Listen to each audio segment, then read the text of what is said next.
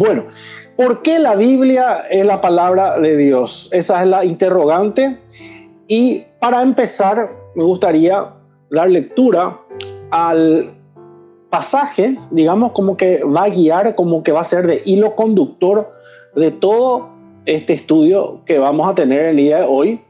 Y para eso vamos a leer Isaías capítulo 40 en los versículos 6 al 8. Isaías 40, 6 al 8. Voz que decía, da voces. Y yo respondí, ¿qué tengo que decir a voces? Que toda carne es hierba y toda su gloria como flor del campo. La hierba se seca y la flor se marchita, porque el viento de Jehová sopló en ella, ciertamente como hierba es el pueblo. Sécase la hierba, marchítase la flor, mas la palabra del Dios nuestro permanece para siempre. Ahí está. La palabra de nuestro Dios, refiriéndose a la Biblia, permanece para siempre. Nosotros habíamos dicho de que en el programa anterior, de que hay una ley física que la gente conoce, que son las leyes de la termodinámica, y en su segunda ley habla de la ley de la entropía. ¿Qué es esto de la entropía? Básicamente esta ley lo que enseña es que, o mejor dicho, sostiene que todos los procesos que ocurren en el universo se realizan de manera que siempre aumenta un desorden. Es decir, todo el universo está bajo la ley de la entropía. Todo está sujeto a la destrucción, a la oxidación, al deterioro. Nada dura. Sabemos, los alimentos se descomponen. Nosotros mismos, todos los días, todos los segundos y minutos, vamos muriendo celularmente, vamos envejeciendo. Las cosas materiales, ni qué decir. Todo en el universo está en permanente desgaste. Pero lo único que permanece para siempre, según la Biblia, Isaías 48 que acabamos de leer, es la palabra de Dios. Así es que, teniendo en cuenta eso, de que nosotros nacemos y estamos como este recién nacido que vemos en pantalla, llegamos al clima, que sería más o menos entre los 40 y 50 años, según los estudios, y después, tarde o temprano, todos nos vamos a marchitar. Como decía un conocido, todos, o sea, nadie quiere ser viejo, pero todos queremos llegar a serlo. Así es que esa es la ironía de la vida, ¿verdad? En fin, siguiendo un poco con esto, podremos decir que la Biblia, al contrario de todo lo demás, lo único que permanece intacto, actual, inalterable, con el paso del tiempo, es la palabra de Dios. Y eso es lo que vamos a ir viendo a lo largo de este programa. Esa palabra inalterable, actual, impresionante los datos que tenemos para el día de la fecha. Hay una lamentable realidad, gente, que tengo que comentar antes que nada, de que la mayoría de los que confiesan ser cristianos, independientemente de la denominación cristiana a la cual vos pertenezcas, la mayoría no sabe el cómo responder o argumentar el por qué los cristianos afirmamos que la Biblia es la palabra de Dios. Por supuesto que todos los que están conectados en este momento sí lo saben, son la excepción, porque acá voy a leer y voy a responder todas esas preguntas y respuestas fascinantes que ustedes realizan.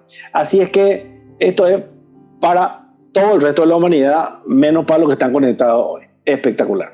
Bueno, evidencias, gente. Vamos a hablar evidencias no religiosas.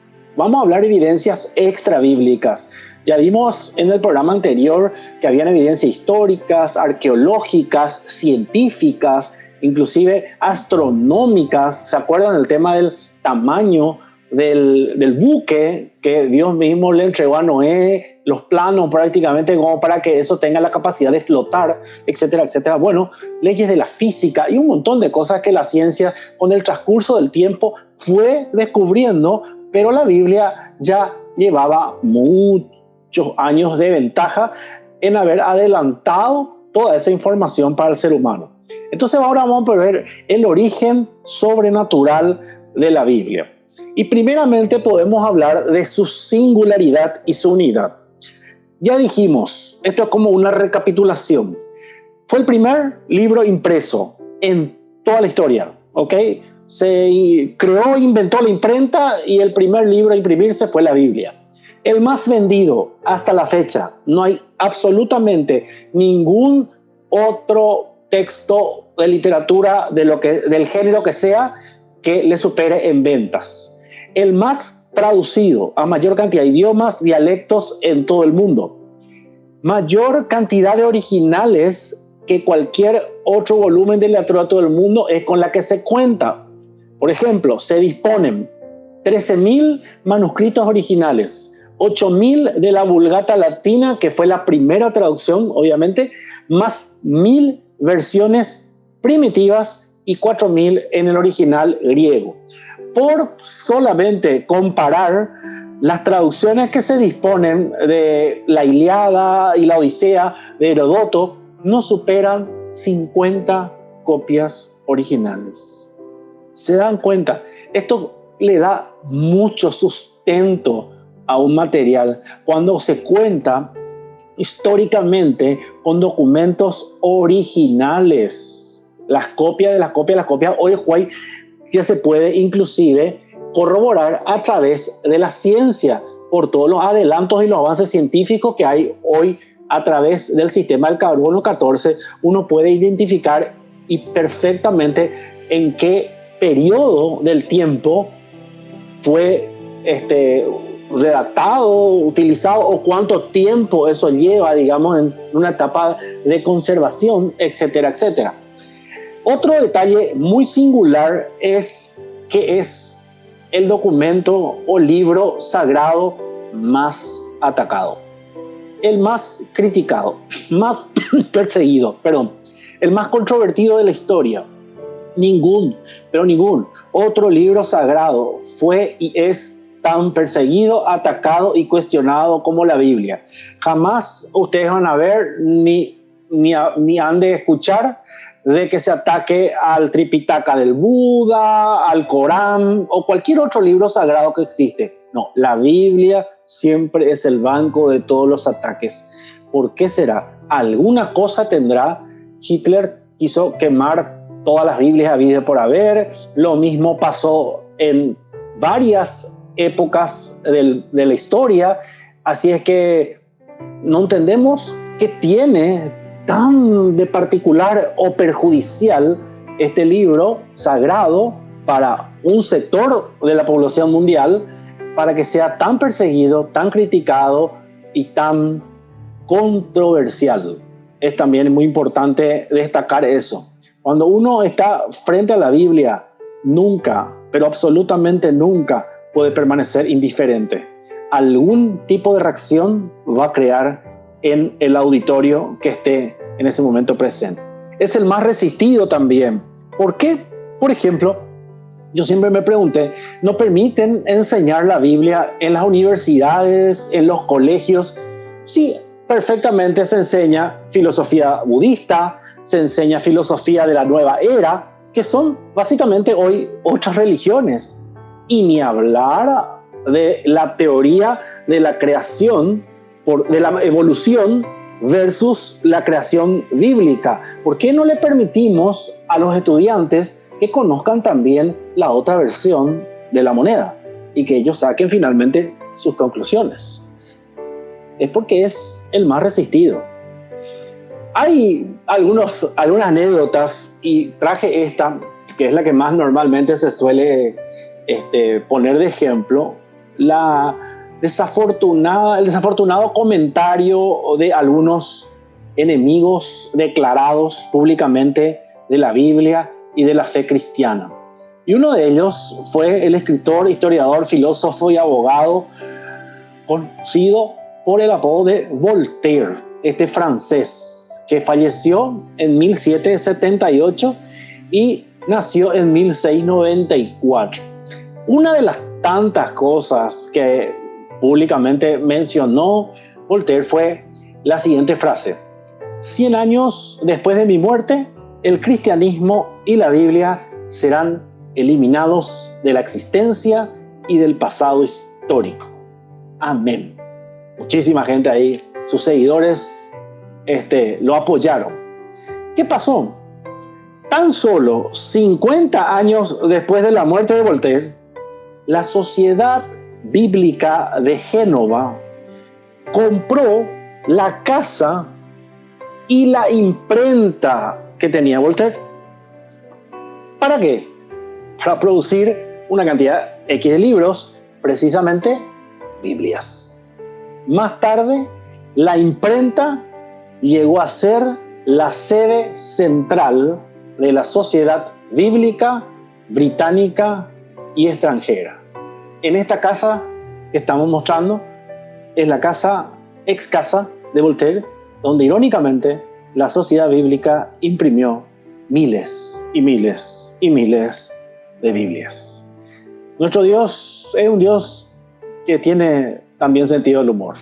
Así es que no le desafíes a Dios, a su palabra, porque es particular nuestro Dios y es de sabio mantenerse nomás en una línea. Vos tenés todo el derecho de creer o no, pero no tenés el derecho de faltar el respeto a la fe de los demás.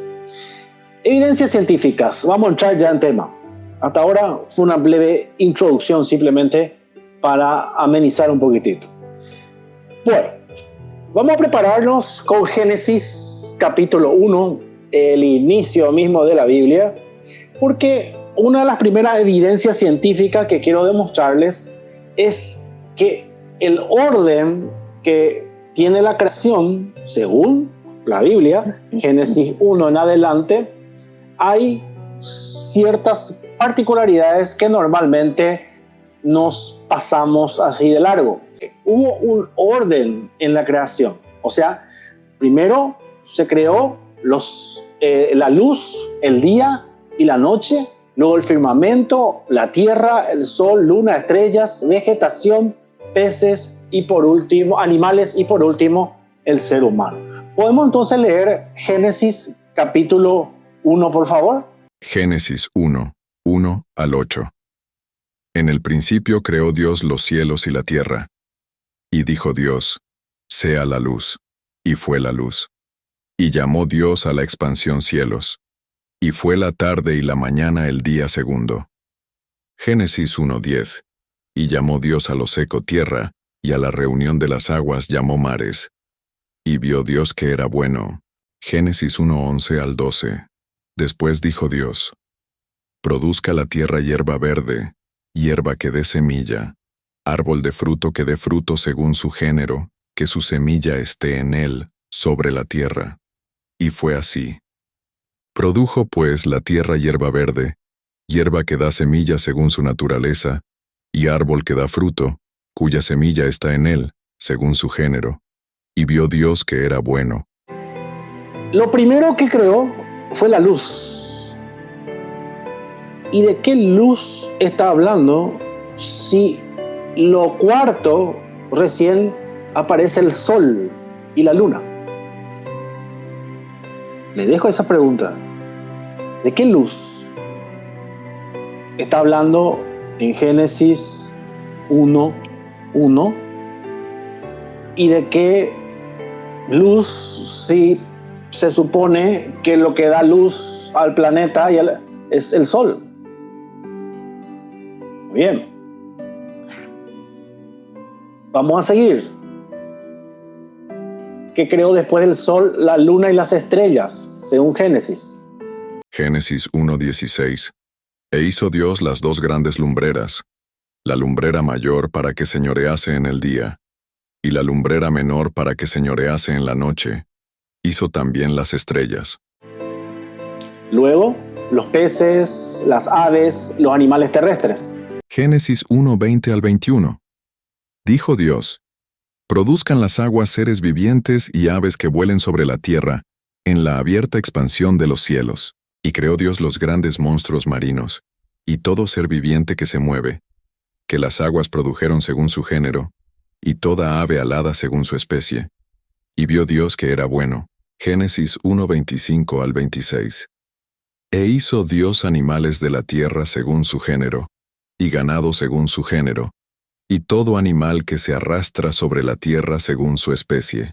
Y vio Dios que era bueno. Tenemos todo el escenario montado, armado, organizado, la casa. Ahora viene la corona de la creación, según Dios mismo lo menciona. Por eso fue hecho a imagen y semejanza de Dios el ser humano.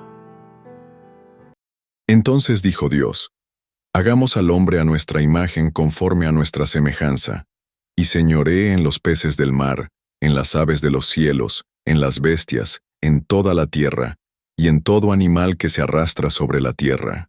Muy importante, ahí también tenemos que ver que dijo, y hagamos a nuestra imagen.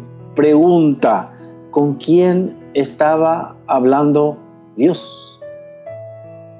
Porque usó el plural. Y en el original hebreo está en plural. O sea, no es una cuestión de error de traducción. Dice, hagamos a nuestra imagen y semejanza. Todo eso vamos a aclarar cuando entremos a estudiar el libro del Génesis. Pero ya les dejo ahí para que anoten y vayan investigando, averiguando y podemos después ir debatiendo cuando lleguemos a ese punto. Muy bien. ¿Cuál es el tema de qué luz que yo les había mencionado? Bueno, dentro del planeta de Tierra, ahí donde está, digamos, la atmósfera, que es lo que rodea la Tierra, hay un descubrimiento que no lleva mucho tiempo, digamos, de haber sido descubierto, y son lo que se conoce, a ver un poco, como el espectro electromagnético. Es algo que rodea la Tierra, que obviamente no se puede ver, pero básicamente es lo que permite que ahora yo pueda hablar y vos estés escuchando. Es un espectro electromagnético que permite que las ondas del sonido se puedan transmitir. O sea, gracias a este espectro electromagnético, nosotros nos podemos comunicar. Qué importante. Entonces, cuando Dios dijo, haga la luz, Él se estaba refiriendo a la energía que iba a rodear toda esta tierra. No estaba hablando necesariamente de la luz solar, que como vimos, viene recién en el cuarto o tercer día de la creación. El ser humano no hubiese podido también sobrevivir si le hubiese creado antes que a las plantas. ¿Por qué? Porque sabemos que por el proceso de la fotosíntesis nosotros podemos recibir el oxígeno que necesitamos para vivir. Entonces, ese orden de la creación es un orden lógico que nos habla de un Dios que tiene cuidado, tiene orden, es organizado y está todo dentro de un perfecto plan y equilibrio. Todas estas plantas no hubiesen podido existir si antes no se hubiesen creado las aguas. Como vimos, le antecede cuando Dios separa las aguas de lo seco y por un lado a esto le llama mar y a esto le llama tierra. Entonces, este orden de la creación, ¿quién le reveló a Moisés hace más de 4.000 años para que escriba en la Biblia? Si esto fue escrito por hombres nomás, ¿cómo Moisés podía conocer de algo como el espectro electromagnético que se acaba de descubrir no hace mucho en relación a los 4000 años que estamos hablando. Convengamos de que hay algo que nos cierra. Hay algo sobrenatural detrás. Ahora podemos también hablar de la genética de Dios. Para todos los amantes del genoma humano y de todo lo que tiene que ver con el ADN y todas estas cuestiones de la evolución, bueno, para eso, siguiendo siempre en el capítulo 1 del Génesis, vamos a repetir el verso 11 y 12, por favor. Génesis 1:11 al 12. Después dijo Dios: produzca la tierra hierba verde, hierba que dé semilla, árbol de fruto que dé fruto según su género, que su semilla esté en él, sobre la tierra. Y fue así. Produjo pues la tierra hierba verde, hierba que da semilla según su naturaleza, y árbol que da fruto, cuya semilla está en él, según su género. Y vio Dios que era bueno. 3 veces en estos 2 versículos menciona según su género, según su especie, según su género. Una mandarina no puede dar banana, porque todo es según su género. El ADN es la reproducción, habla del código genético, habla del genoma. Semilla, justamente la palabra semilla, viene del hebreo sera, que traducido quiere decir esperma, linaje o descendencia.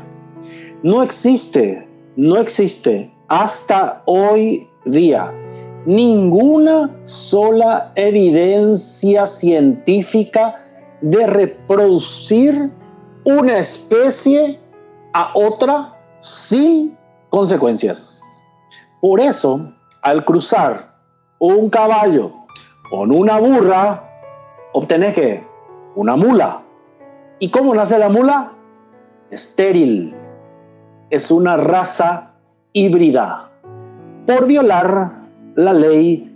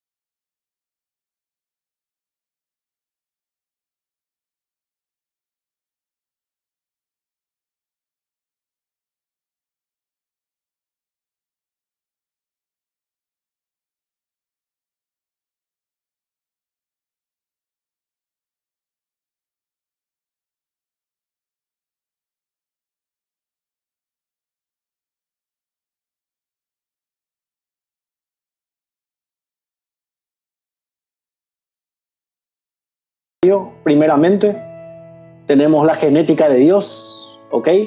Y tenemos que todas las especies solamente se pueden reproducir correctamente según su género, ¿ok? No sé si les suena esa palabra género, que está muy de moda y que se ataca muchísimo, justamente el concepto básico de la Biblia. Ahí está. Esto no es religión, gente. Esto es ciencia, evidencia científica estamos analizando. ¿Ok? que la Biblia se haya adelantado a la ciencia años antes es otra historia. También con la Biblia podemos dilucidar el famoso dilema: ¿qué fue primero? ¿El huevo o la gallina? ¿La gallina o el huevo? O sea, el huevo necesitamos para que salga la gallina, pero la gallina también pone el huevo. Y ahí era, bueno. Pero como por supuesto, como acá estoy yo con cristianos que estudian la Biblia, que conocen, tienen una respuesta para esta súper interrogante que se plantean algunos. Si esa misma cuestionamiento lo trasladamos al tema de quién fue primero, el hombre o la mujer o el hombre, porque todos venimos de una mujer, ¿verdad? Los varones nacemos de una mujer, pero esa mujer, ¿de quién nació? Necesitaba obviamente de un varón para que pueda poner su parte y pueda nacer esa mujer, y así armamos un trabalengua. Entonces, ¿qué fue primero? A ver qué opinan ustedes. ¿Huevo, la gallina, el hombre, la mujer? ¿Por qué no vamos directamente a lo que dice Génesis capítulo 2, el verso 21 al 23? Génesis 2, 21 al 23. Entonces Jehová Dios hizo caer sueño profundo sobre Adán, y mientras éste dormía, tomó una de sus costillas, y cerró la carne en su lugar. Y de la costilla que Jehová Dios tomó del hombre, hizo una mujer, y la trajo al hombre. Dijo entonces Adán: esto es ahora hueso de mis huesos y carne de mi carne, esta será llamada varona, porque del varón fue tomada.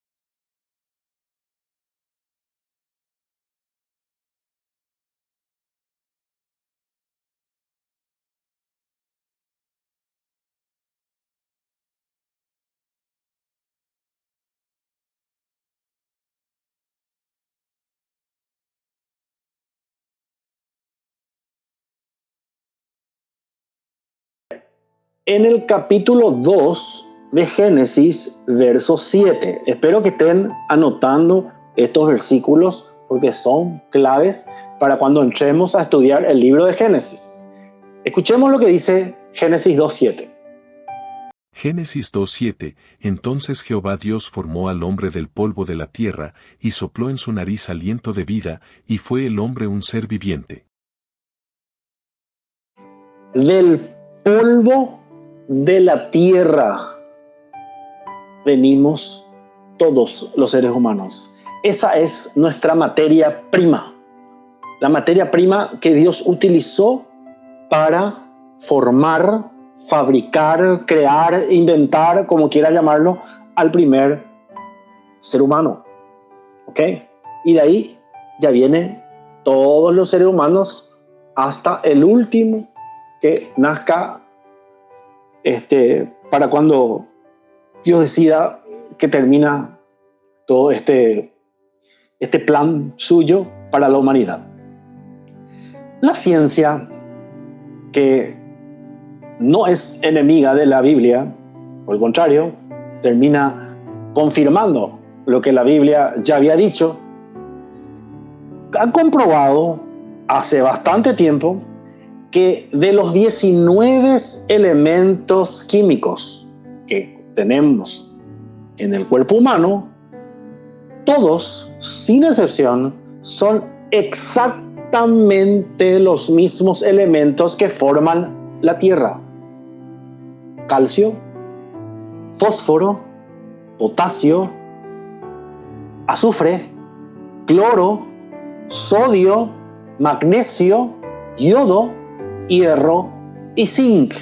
Y por si fuese poco, los 4 gases que también conforman el cuerpo humano y que son los mismos 4 gases que contiene el polvo de la Tierra son oxígeno, hidrógeno, carbono y nitrógeno. ¡Qué casualidad! ¿Coincidencia? ¿O la Biblia tenía la razón? ¿Cómo pudo haber sabido el escritor humano del Génesis toda esta información? ¿Cómo? Escribían, ¿se acuerdan?, sobre piedra, en escritura cuneiforme.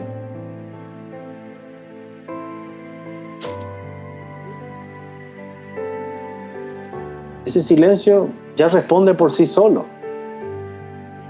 Otra prueba es si tomamos el acontecimiento, porque esto no es para los que creen que esto es un cuento, una fábula, una leyenda. No, hoy les voy a demostrar absolutamente que no es así. Es un evento tan real como la Primera y la Segunda Guerra Mundial, como esta pandemia mundial del COVID. Bueno, el diluvio. Para eso nos vamos a ir al capítulo 7 de Génesis, y ahí vamos a ir leyendo algunos versículos de ese capítulo claves para ir demostrando un poco toda la evidencia que estoy queriendo mencionar. Génesis 7:1, dijo luego Jehová a Noé: entra tú y toda tu casa en el arca, porque a ti he visto justo delante de mí en esta generación. Bueno, lo primero que podemos establecer es que el personaje central, Noé, era como varón justo, o sea, estaba impecablemente delante de Dios. Dios elige y escoge no perfectos, pero gente predispuesta a obedecerle. Eso es lo importante, a obedecerle contra todo pronóstico, contra todo paradigma y modelo mental o tradición humana que nosotros tengamos instalada en nuestra mente. Eso es lo que Dios preferentemente usa, según podemos ver en la Biblia. Y vamos a seguir viendo varios ejemplos más. Siguiente versículo, por favor. Génesis 7:5-6, e hizo Noé conforme a todo lo que le mandó Jehová. Era Noé de 600 años cuando el diluvio de las aguas vino sobre la tierra. En esa generación solamente encontró un justo, justificado, quiere decir eso. Uno que aprobó el examen, Noé. Y su familia, su primer anillo, salió beneficiado gracias a que la cabeza de la familia hizo bien su deber. O sea que estaba Noé, su esposa, 3 hijos, ahí somos 5. Pero los hijos ya estaban casados. Entraron también las 3 nueras de Noé. Total de la tripulación, 8 pasajeros. O 7, capitán y los 7 miembros de la tripulación. Todo lo demás eran animales. ¿No le parece que los animales fueron un poco más inteligentes que los seres humanos? Ellos entendían perfectamente de que se venía la tormenta y entraron. El resto le trató de loco, de ignorante, de idiota. Así como alguno de repente quiere hacer algo para Dios hoy en día y no va a faltar quien le diga, le trate de desanimar diciendo, ¿qué es lo que hace? Pues déjate joder, ¿qué es lo que esto de predicar? Oye, tráete lavado en la cerebro a tu iglesia. Vení acá, vamos a suspender, vamos a chupar, vamos a farrear, vamos a pasar bien. ¿Para cuándo la vida? Difícil encontrar un justo en una generación. ¿Qué dice el siguiente versículo? Génesis 7, 5 al 6, e hizo Noé conforme a todo lo que le mandó Jehová. Era Noé de 600 años cuando el diluvio de las aguas vino sobre la tierra. Mira vos, o sea que no era un pendex. Dios te puede usar también, aunque vos tengas 80, 70, 50, 90, no sé, los años que Dios te regale. Si Dios quiere usarte a los 99,9, Él no tiene ningún problema en utilizarte. Y si le quiere usar a un niño de 12 o a un adolescente de 14 que está en la edad del pavo, Él no tiene ningún problema tampoco. Porque es Él el que le va a guiar. Y Noé hizo lo único que tenía que hacer. Hizo como Jehová le mandó. Él no le cuestionó. Él obedeció sin cuestionar. Ese es el secreto, la fórmula, la única fórmula que funciona con Dios. La obediencia inmediata sin cuestionar. Siguiente versículo. Génesis 7:16, y los que vinieron, macho y hembra de toda carne vinieron, como le había mandado Dios, y Jehová le cerró la puerta. Ojo, Dios cerró la puerta, no fue Noé. Dijo, hasta acá no vaya. Y después vino el diluvio y toda la humanidad murió. Ese fue un avant premier de lo que según la Biblia va a pasar. No con agua, esta vez va a ser diferente. Y va a haber una puerta que hoy está abierta. Hoy está abierta. En Apocalipsis Jesucristo dice, estoy a la puerta. Estoy tocando la puerta de tu corazón. Te estoy llamando. Ahora, entra. Vení. Pero vos no tenés tiempo. Ahora sos muy joven. Cuando sea grande, después de que te cases, después de que termine tu facultad, y cuando sea grande sí que no, tengo que irme al médico, tengo que atender a mi nieto, tengo que atender a mi familia, no voy a poder, tengo que armar el arbolito, todas las cosas mucho más importantes. Pero va a llegar un momento donde se va a cerrar la puerta. La gracia de Dios termina cuando Él quiere. No abuses de la gracia para no caer en desgracia. Siguiente versículo.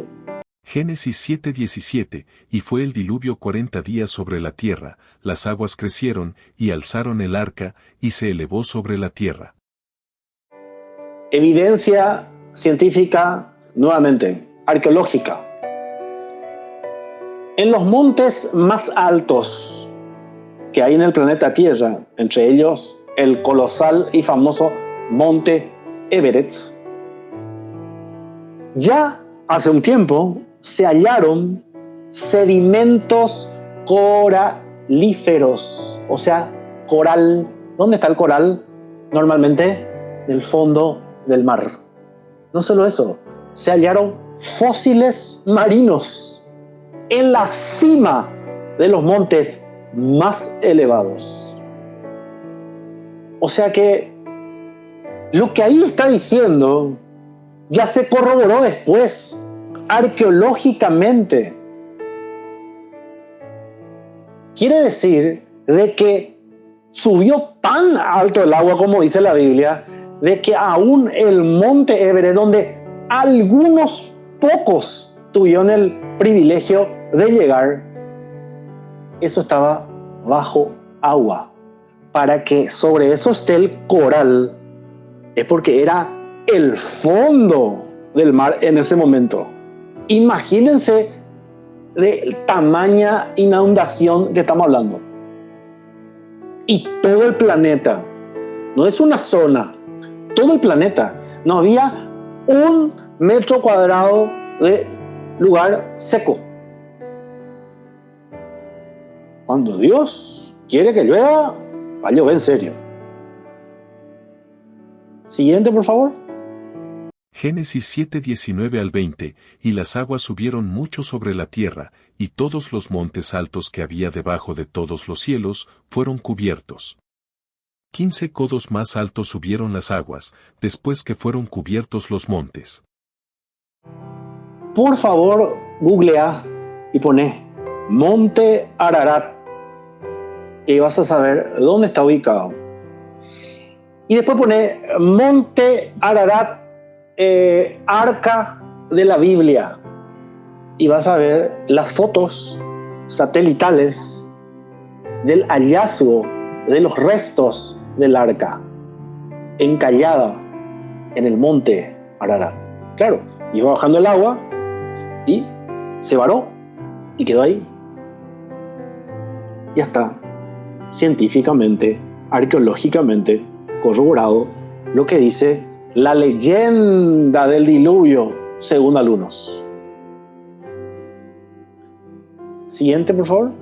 Génesis 8:1, y se acordó Dios de Noé, y de todos los animales, y de todas las bestias que estaban con él en el arca, e hizo pasar Dios un viento sobre la tierra, y disminuyeron las aguas.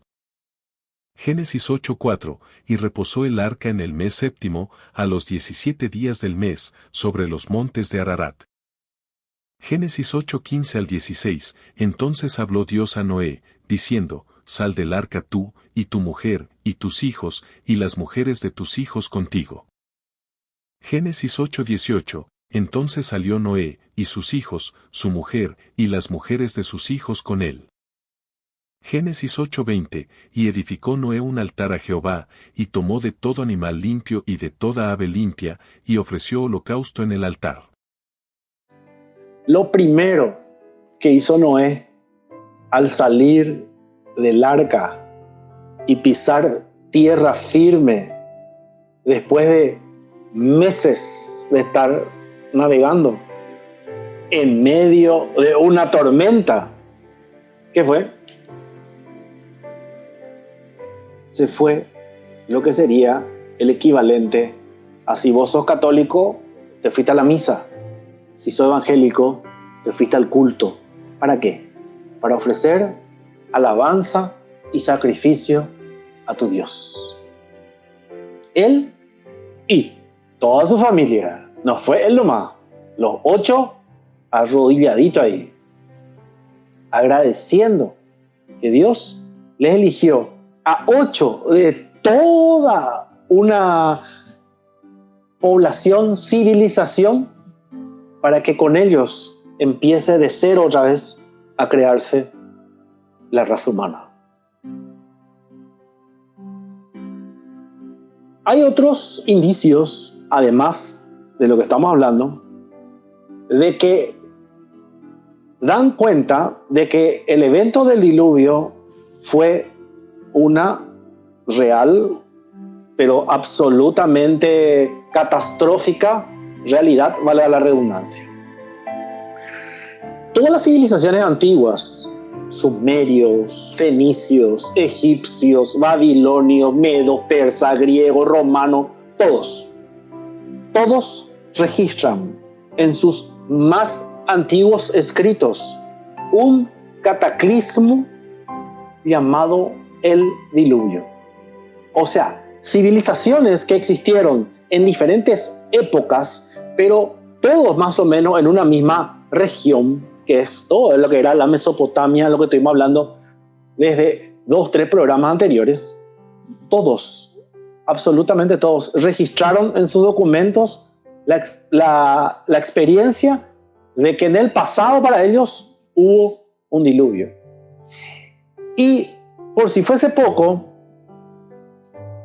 hace no mucho, especialmente más o menos, un poco, en 1853, para ser exacto, hubo un hallazgo fortuito, realmente, de unos arqueólogos de lo que hoy se conoce como el poema de Gilgamesh. ¿Qué es esto? Bueno, esta es una versión acadia. ¿Se acuerdan que en 2-3 programas anteriores estuvimos viendo justamente de la lengua fenicia, acadia, sumeria, que eran básicamente esas civilizaciones sumamente antiguas, en donde ellos obviamente tenían dentro de su civilización la escritura cuneiforme. Les expliqué en programas anteriores que era aquello que se iba grabando sobre tablillas de barro que eran después secadas al sol, y esa era la manera en la cual ellos dejaban sus escritos. Pues bien, se encontró, después de unos bombardeos que siempre hay en Medio Oriente, ¿verdad? Se encontró dentro de una especie de palacio real muy antiguo que ellos fueron excavando, y en diciembre de 1853, básicamente sería lo que hoy es Irak, ¿verdad? Un equipo de excavadores dirigido por Hormuz Rassam, que era un árabe, obviamente, que era uno de los primeros arqueólogos árabes que hubieron, encontró el palacio de un rey asirio, que llevaba el nombre de Asurbanipal. Más o menos allá por el año 668 a 627 a.C. reinó este personaje. Además de encontrar magníficas obras, imagínate encontrar todo un palacio en la excavación, encontraron obviamente obras de arte talladas de piedra que tenían más de 2 milenios y medio.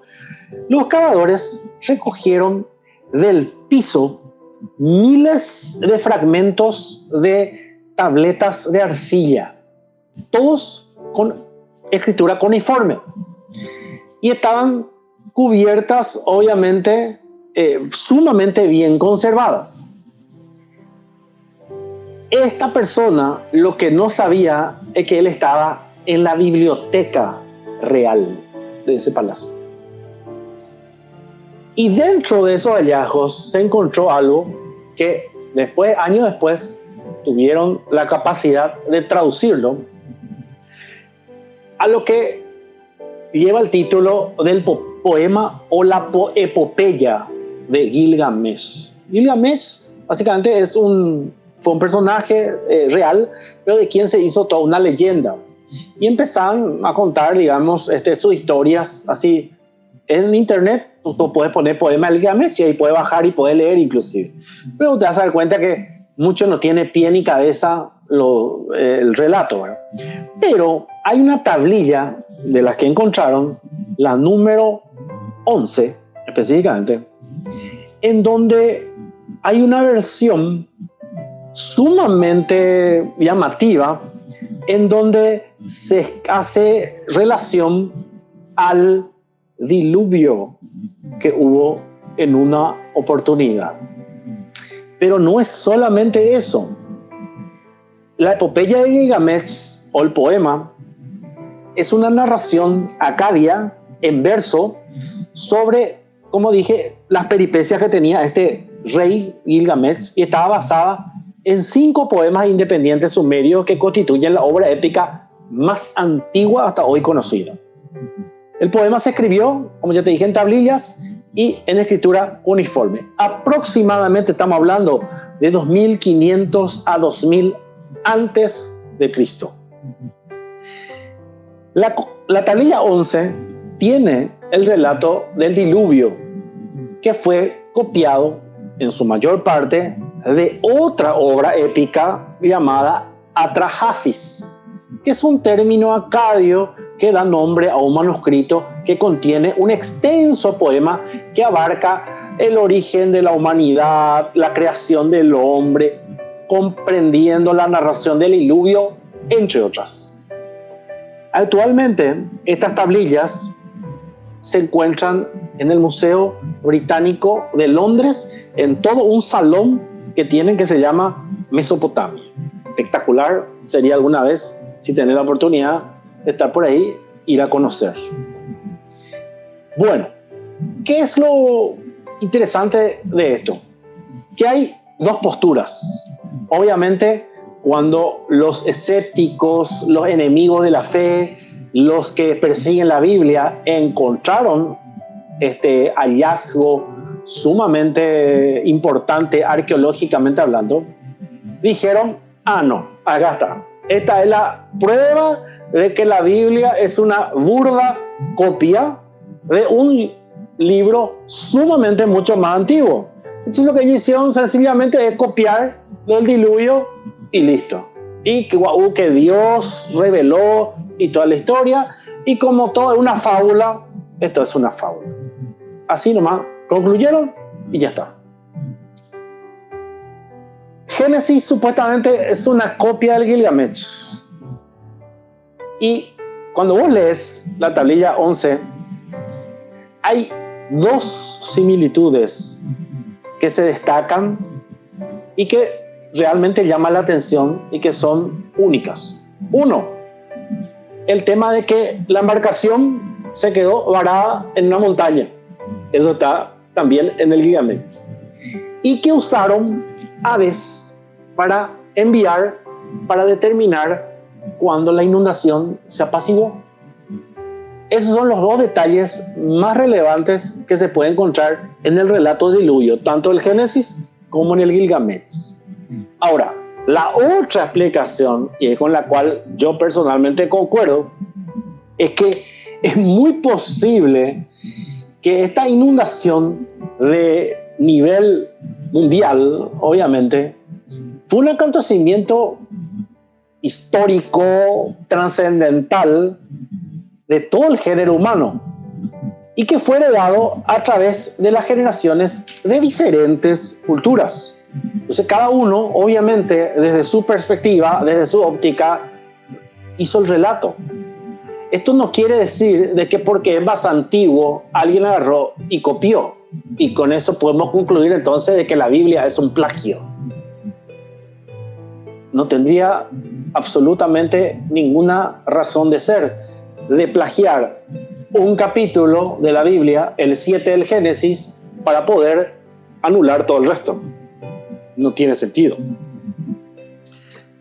Lo que sí podemos decir es de que gracias al Gilgamesh podemos ver de que la Biblia también tenía razón acerca de este evento, que no es una leyenda, que no fue una fábula y no fue el invento de algún tarado que se fumó algo y se le antojó escribir acerca de una super tormenta perfecta.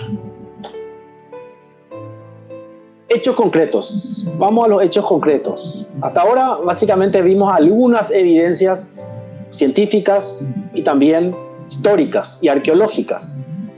Y vamos a leer otra vez Génesis 1:1, en donde dice que el universo, a pesar de que algunos dicen de que fue una casualidad, el efecto de un Big Bang, una explosión, una mega explosión, cuando que la explosión lo único que produce es desorden, acá provocó un orden perfecto, ¿verdad? Impresionante. Yo no sé cómo les es más fácil creer eso. Sin embargo, la Biblia dice bien claro: en el principio creó Dios los cielos y la tierra. Punto. Eso es otro detalle que la Biblia a mí me gusta. La Biblia no deja lugar a dudas. Afirma categórica y contundentemente lo que dice. La Biblia te dice: en el tiempo del rey tal, fecha tal, lugar tal, te da el GPS, la dirección, la hora, por poco más o menos ocurre. Y después te vas a los otros libros de historia y corroborás históricamente por documentos extrabíblicos de que efectivamente en ese tiempo, en ese horario, en ese momento reinó un rey fulano de tal, bla, bla, bla, bla, bla. Entonces, cuando la Biblia te dice Dios creó los cielos y la tierra, vos sos vos el que tenés que demostrar de que esto no es cierto. Yo prefiero creer esto. Hasta ya estamos viendo que hay un orden lógico, cosa que una explosión podría haber creado, una fuerza, una energía, como algunos le llaman. Empezando con los estudios de Albert Einstein, a comienzos de los años 1900 y continuando hasta hoy, la ciencia ha confirmado el enfoque bíblico de que el universo tuvo un principio. O sea que no se contradice en absoluto con lo que dice la Biblia. Vamos a ver otra evidencia, otro hecho concreto, en donde podemos ver de que Dios ya había anunciado el hecho de que la luz tiene la capacidad de dividirse, cosa que años después se pudo comprobar con Isaac Newton y compañía. Job 38:24. ¿Por qué camino se reparte la luz y se esparce el viento solano sobre la tierra? ¿Qué camino lleva a donde la luz dispersa, se divide, o a donde los vientos del este se desatan sobre la tierra? Isaac Newton comprobó esto siglos después, pero la Biblia ya había registrado milenios antes de esto.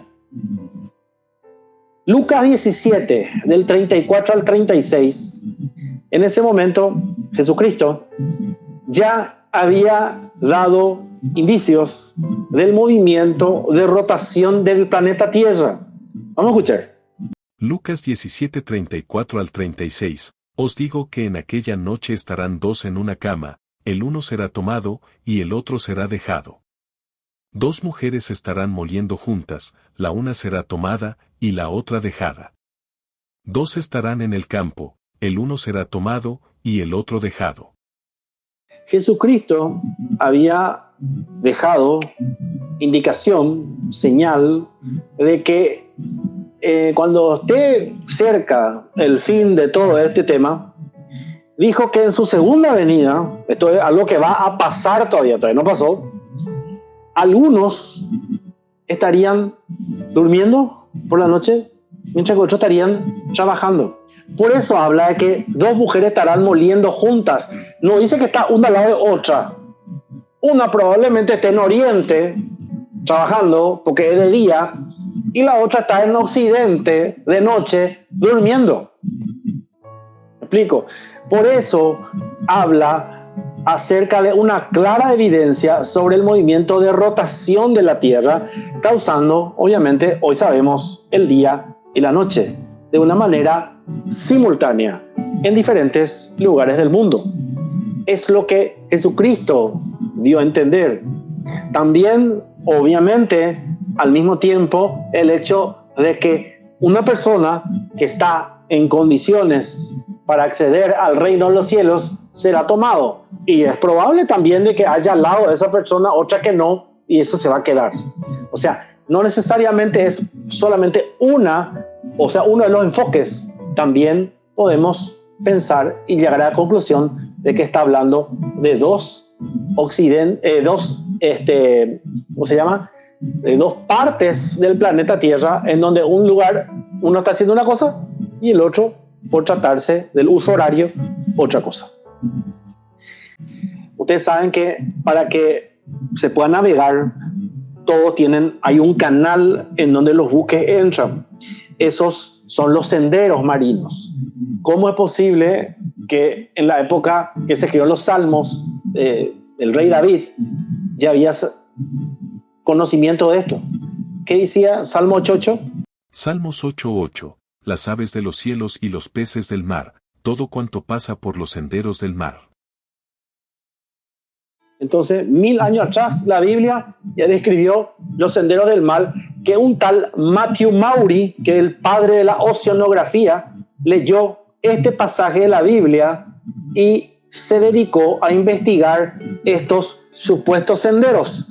Gracias a su estudio, a su dedicación, perseverancia, pero por sobre todo su fe en la palabra de Dios, porque era cristiano, hoy los navegadores marinos cuentan con información específica que siguen estas corrientes marinas, disminuyendo así por muchos días el tiempo requerido para navegar por los océanos, ni hablar de los posibles accidentes que pudieran ocasionarse en su trayecto. Jeremías 33:22 ya mencionaba algo sobre el incontable número de estrellas que existen. Otra versión dice: yo multiplicaré la descendencia de mi siervo David y la de los levitas mis ministros como las incontables estrellas del cielo y los granos de arena del mar. A simple vista se aprecia aproximadamente alrededor de 5.000 estrellas. Dios afirmó que el hombre no iba a poder contarlas. En el siglo XVII, Galileo apenas pudo vislumbrar la inmensidad del universo con la ayuda del telescopio. Hoy los astrónomos estiman un aproximado, no sé cómo, de 10.000 billones de trillones de estrellas. Esto equivale a uno seguido de 25 ceros. No se puede contar. Así de simple. Hubo una edad de hielo, según la Biblia. Vamos a leer por Job 37:17 y 38, del 29 al 30. Job 37:17. ¿Por qué están calientes tus vestidos? ¿Cuándo él sosiega la tierra con el viento del sur? Job 38:29 al 30. ¿De qué vientre salió el hielo? Y la escarcha del cielo, ¿quién la engendró? Las aguas se endurecen a manera de piedra, y se congela la faz del abismo. Acá se confirma, o mejor dicho, acá ya se informó lo que mucho después los geólogos, antropólogos descubrieron varias edades de hielo en el planeta Tierra. Hasta un dibujo se hizo llamar la era del hielo, ¿verdad? O sea que todos sabemos de que en algún momento la Tierra estaba totalmente bajo nieve. También en Romanos 1:25 ya nos avisa acerca de una cierta inclinación del ser humano actual que iba a tener más interés, mayor demostración de adoración por las cosas creadas que por el creador. Y nos referimos a los ambientalistas, atiendan bien, radicales. No estoy nada en contra de los ambientalistas. Me encanta el ambiente, el medio ambiente, el cuidado, todo eso. Pero hay algunos que ya se pasan de la raya y ya son los radicales. A ese grupo es que se está refiriendo Romanos 1:25, que dice así. Romanos 1:25, ya que cambiaron la verdad de Dios por la mentira, honrando y dando culto a las criaturas antes que al Creador, el cual es bendito por los siglos. Amén. La palabra de Dios ya predijo que muchos iban a adorar a la creación antes que al Creador. Y hoy la naturaleza se le denomina como madre naturaleza. Y el naturalismo es una religión más para algunos. O sea, no es una cuestión de cuidado nomás, ya pasa para algunos de ese nivel. Y Dios está en contra de todo lo que intente quitar su lugar, el lugar que a Él le pertenece en el ser humano, que es el primer lugar. Levítico 18:6 habla de leyes sobre el incesto, cosa que hoy en día escuchamos muchísimo, ¿verdad? De relaciones sexuales entre parientes, padres con hijas y ese tipo de cosas, ¿verdad? Que lamentablemente ya forma parte de nuestro diario vivir. Las noticias permanentemente escuchamos esto y ya estamos a punto de perder la capacidad de asombro. Pero hace muchos años Dios ya advirtió sobre esto. Levítico 18:6. Ningún varón se llegue a parienta próxima alguna para descubrir su desnudez. Yo Jehová. Nadie se acercará a ningún pariente cercano para tener relaciones sexuales con él o con ella. Yo soy el Señor. ¿Qué, por ejemplo, necesitas para interpretar estos dos renglones? No necesitas ser un súper teólogo, un erudito en escrituras antiguas para poder darte cuenta de lo que está diciendo acá. Génesis 5:4 también responde un clásico cuestionamiento de algunos sobre la famosa pregunta: ¿cómo Caín se reprodujo si él le mató a su hermano Abel y Adán y Eva tuvieron 2 hijos nomás? ¿Y dónde salió la mujer de Caín para seguir la especie? Esa es la clásica pregunta que algunos se plantean. Y acá Génesis 5:4 ya le responde a esa gente. Vamos a escuchar. Génesis 5:4. Y fueron los días de Adán después que engendró a Set, 800 años, y engendró hijos e hijas. Plural. 800 años vivió este varón, Adán. Y después de que engendró a Set, que fue el siguiente hijo que vino, el problema es que algunos creen que no tuvo hija. No, acá dice hijos e hijas. Caín probablemente, es muy probable que se haya casado con una de sus hermanas, porque Adán y Eva engendraron muchos hijos e hijas, y no solo ellos dos. En ese tiempo, las relaciones sexuales entre parientes cercanos se consideraban de manera diferente antes y después de la ley, porque parecería como que hay una incoherencia entre lo que acabamos de hablar del tema incesto y esto, ¿verdad? Ahora, no era un incesto hasta que Dios ordenó que no se practique más eso. Es innegable que Dios permitió el incesto, entre comillas, en los primeros siglos de la humanidad, porque Adán y Eva eran los únicos seres humanos sobre la tierra, sus hijos y sus hijas, y no había otra manera de reproducirse y poder empezar a crear la especie. La segunda generación ya tuvo que casarse con sus primos, al igual que después del diluvio, en donde, como les mencioné, la tierra, el ser humano fue extinguido y con 8 tuvieron que empezar de vuelta. Ahí fue un poco más fácil porque por lo menos había ya 4 parejas, ¿verdad? Matrimonios. Digamos que arrancó bien ya el tema, ¿verdad? Pero los nietos de Noé probablemente tuvieron que casarse entre sus primos. O sea que para ese momento, para Dios, no era incesto. Ahora, después que vino la ley en Levítico, ahí ya le dijo, bueno, terminó el tema, acá ya estamos lo suficiente, a partir de ahora, terminantemente prohibido entre parientes. Y eso obedecía, obviamente, a todas las consecuencias normalmente médicas, físicas, biológicas, que suelen sucederse cuando se realiza estas prácticas sexuales entre niveles muy cercanos de consanguinidad. Ezequiel 47:12 también ya nos habla de la medicina natural que proviene de las plantas. ¿Viste el famoso hojañañá que nosotros usamos mucho en Paraguay? Bueno, ese ya es bíblico, mucho antes de que los indios guaraníes y todos los aborígenes que andaban acá por Sudamérica hubiesen descubierto. La Biblia ya hablaba de eso. Vamos a escuchar que dice Ezequiel 47:12.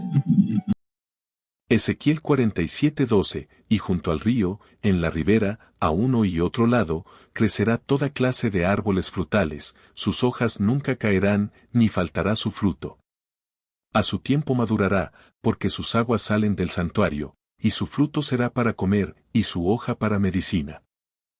Su hoja para medicina. Más claro, agua, gente. Imagínense cómo podía saber Ezequiel esto. Un profeta. La humanidad creada viene de una sola línea sanguínea. Toda la humanidad. ¿Cómo sabemos eso? Vamos a leer Génesis 5:1 y en el Nuevo Testamento, Hechos 17:26, por favor. Los dos pasajes. Génesis 5:1, este es el libro de las generaciones de Adán. El día en que creó Dios al hombre, a semejanza de Dios lo hizo.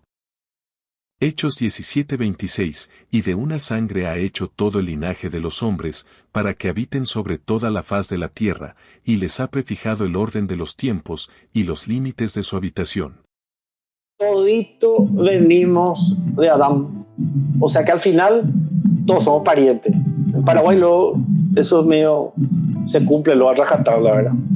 Entonces, estudios que se realizaron hace poco, 1995, ahora nomás, sobre los cromosomas del ser humano, obviamente, y de 38 grupos étnicos alrededor del mundo que se tomaron como muestra, arrojaron datos estadísticos de que todos descendemos de un solo hombre. Y la Biblia tenía razón ya otra vez. La vida comienza en la fecundación, un tema sumamente debatido últimamente, el tema del aborto, de si se puede, no se puede, de que cuando el embrión todavía no es un ser vivo, de que recién cuando nace, bla, bla, bla, bla, bla. ¿Qué dice Jeremías 1:5 y Salmos 139, versículo 16, por favor? Jeremías 1:5, antes que te formase en el vientre te conocí, y antes que nacieses te santifiqué, te di por profeta a las naciones. Antes que nacieses. El nacimiento es el momento del parto, en donde algunos dicen que ahí recién él tiene vida, tiene derechos y todo lo demás. ¿Y qué dice Salmos 139:16? Salmo 139:16, mi embrión vieron tus ojos, y en tu libro estaban escritas todas aquellas cosas que fueron luego formadas, sin faltar una de ellas. Mi embrión, el embrión, vieron tus ojos, le estaba diciendo a Dios. Y en tu libro, se está hablando de la Biblia, no faltaba absolutamente ningún detalle de lo que iba después a suceder. La pena de Dios sobre el aborto, gente, es la muerte. Lean, anoten, Éxodo capítulo 21, del 22 al 23. Repito, Éxodo capítulo 21, del 22 al 23. ¿Ok? No necesariamente puede ser muerte física, puede ser muerte espiritual, que es peor. Hay muchos muertos en vida. ¿Ok? Estamos. Así que cuidado con este tema del aborto. Y si estás dentro de ese grupo, arrodillate, pedirle perdón, apelar a la misericordia de Dios, que Él, si realmente ve que tu arrepentimiento es genuino, hará nueva todas las cosas. Hoy es un hecho biológico irrefutable que cuando el óvulo se fertiliza, se concibe el ser humano. ya nada se le tiene que añadir a esa célula, solamente necesita dos cosas: oxígeno y alimento, que es lo que tiene cuando nace. Lo mismo que un adulto requiere para sobrevivir: oxígeno y alimento. Es decir, gente, la ciencia confirma lo que la Biblia dice. Hechos 14:17 habla de algo que es también motivo de mucho debate: la famosa felicidad, la alegría, el gozo. La gente quiere saber cómo ser feliz. La evolución hasta ahora no puede explicar el origen de las emociones humanas. ¿Ok? Cuando hablamos de emociones, se tienen que ir únicamente a la Biblia. Y es justamente ahí en donde no se quieren ir algunos. Entonces no tiene manera de explicar la materia y la energía, son inanimadas. Y solo la Biblia explica que fue Dios, el fabricante del ser humano, el que insertó la alegría en el corazón del hombre. Vamos a leer Salmo 4:7. Hechos 14:17, si bien no se dejó a sí mismo sin testimonio, haciendo bien, dándonos lluvias del cielo y tiempos fructíferos, llenando de sustento y de alegría nuestros corazones. Salmos 4:7, tú diste alegría a mi corazón, mayor que la de ellos cuando abundaba su grano y su mosto. Gozo inefable se encuentra solamente, Señor, en la presencia del Creador. Eso dice Salmo 16:11.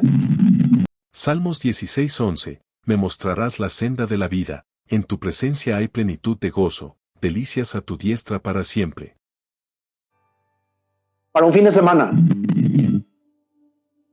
para siempre. Entonces, gente, la felicidad no está en que te vaya a Cancún, que te vaya a Europa, que tenga un super matrimonio, que tenga un super trabajo, que tenga mucho dinero. No. Según la Biblia, según el Creador, el fabricante del ser humano, la felicidad, el gozo y la alegría está ¿dónde?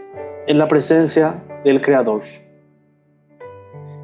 Ahora lo que te toca es averiguar dónde está esa dirección o cómo se hace para llegar a la presencia del Creador. Es una tarea que te dejo pendiente. Muy bien. Entonces, hasta ahí llegamos con nuestro estudio del día de la fecha. Espero que haya llenado las expectativas de todos ustedes. Muchas gracias y Dios mediante, si Dios permite, nos encontramos el próximo miércoles a las 20:30 horas entre la espada y la pared. Nos vemos.